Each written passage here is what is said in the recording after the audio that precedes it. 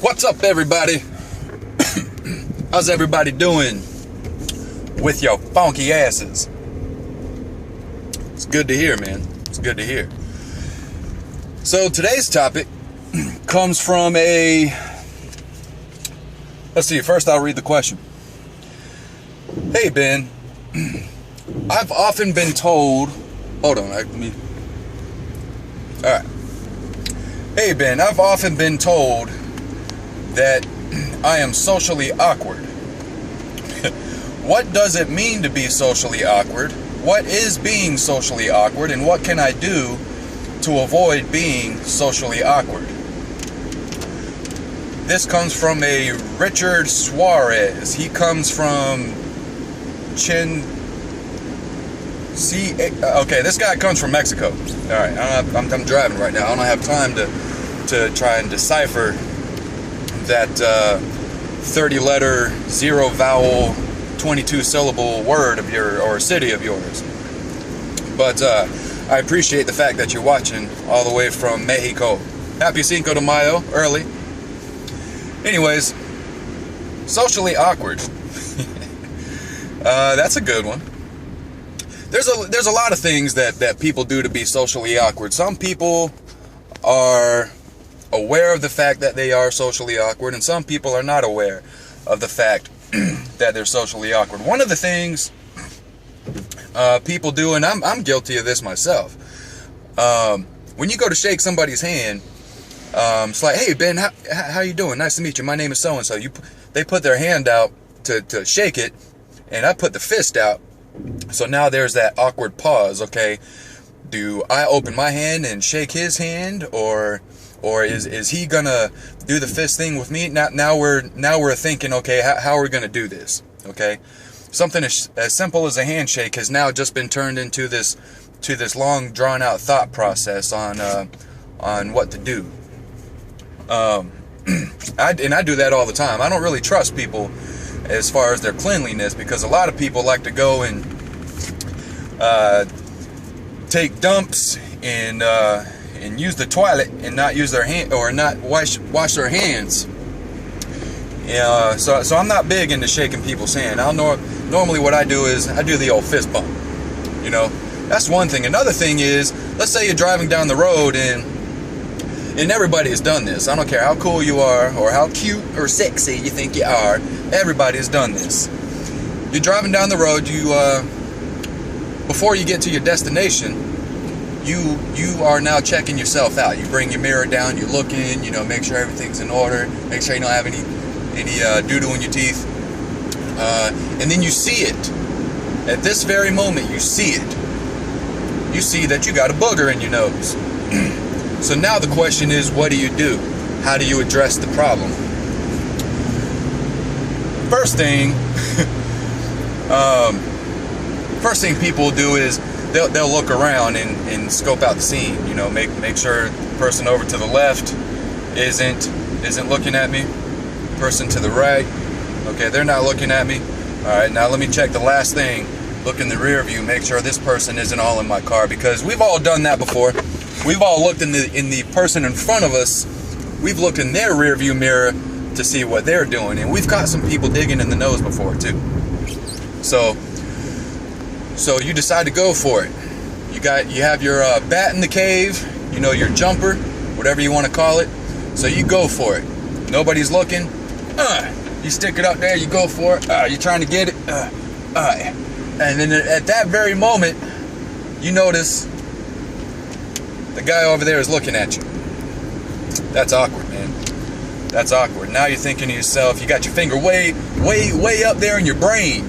Got it way up there in the brain. Up there in your medulla oblongata. And now you're thinking, gosh, dang it, man, I knew I should have picked it back there at that red light, not this one. Because now this guy is shit. So that's another awkward situation that you can maybe avoid. If you see you have a jumper ready to come out and you're at a red light, wait till the light turns green. Because that way people are focused on the road and not you with your finger up in your skull. Another thing is, when people are out in public and they crop dust. Now, for those of you who don't know what I'm talking about when I say crop dusting, this is the art of walking through an establishment amongst a lot of people and letting out gas silently as you walk amongst them, as you move amongst them. That's called crop dusting. That's awkward, especially if somebody hears it and then looks up at you, because now you got to put on your thinking cap and come up with a plan as to how to get out of it. Or you can just say, whatever, you heard me, okay, you busted me, congratulations. So let's say you're at you're in a public establishment walking around a bunch of people, and you got a little bit of gas down there. You gotta let it out. The pressure is too much, so you're walking around, and for every step you take, you let out a little gas, a little and that last one, that's the one the people hear, and then someone's now looking up at you, and at this very moment, there's a few things you can do. You can just not look at the person and just keep it moving, and that's what I do. I just keep it moving. I'm not gonna spend any time on that. I'm just gonna keep going. Or you can look down and say, "Oh my gosh, who did that? You guys are so nasty. I'm leaving," and then you walk away. One of the worst things that can happen, though, is, let's say you're out in public. Let's say you're on a date. Yeah. Let's say you're on a date, right? So you can't leave. And then the worst possible thing that can happen, one of the worst possible things that can happen to you at this very moment is you feel it. You feel the pressure building up inside in the inner depths of your stomach. You feel it. And at this moment, you realize that you now have to take a dump. Yeah, you got to take a dump, right? So now you head to the bathroom. You head to the bathroom, and when we walk in the bathroom, we all do this in a public bathroom. We all do this. First thing, you open the door, you walk in there, you scope out the scene. You want to see if you're in there by yourself, or if you are going to, if you see somebody else in there, now you have to take one of those James Bond MacGyver type dumps. One of those Illuminati behind the scene, promiscuous, type of dumps. Promiscuous dump. So you go into the stall. You build your little bird's nest. It takes you like 30 minutes to wipe the seat off.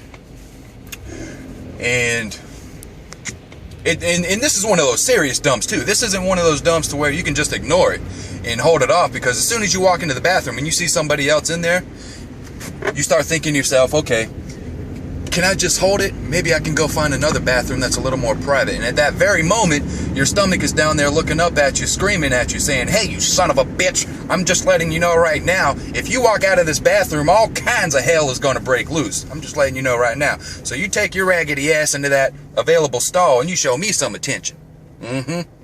You think everything is about you. You walk out of this bathroom, I will guarantee personally that it is all about you. So, ball's in your court, your move. So, it's one of those kinds. So you go into the stall, you build you a little, you wipe the seat down with half a roll of toilet paper. Then you build the bird nest, because you don't want any part of your skin touching this seat after you just cleaned it off thoroughly, right? So if you have someone there next to you, you gotta, if you're the type of person that doesn't want people to hear you, you gotta be quiet with it. You gotta,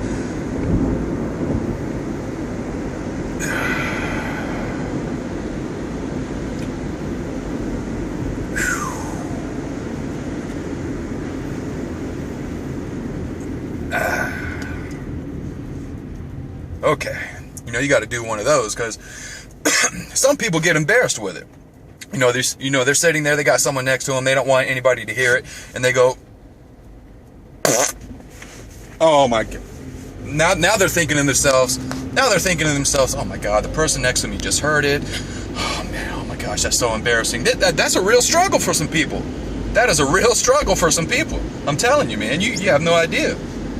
And if that's what you do, the people that are embarrassed by that, they blew it. Now they have to sit there and wait for the person that's in the stall next to them to leave, because they can't come out, before that other person leaves, because if that happens, then that's got bad news written all over it.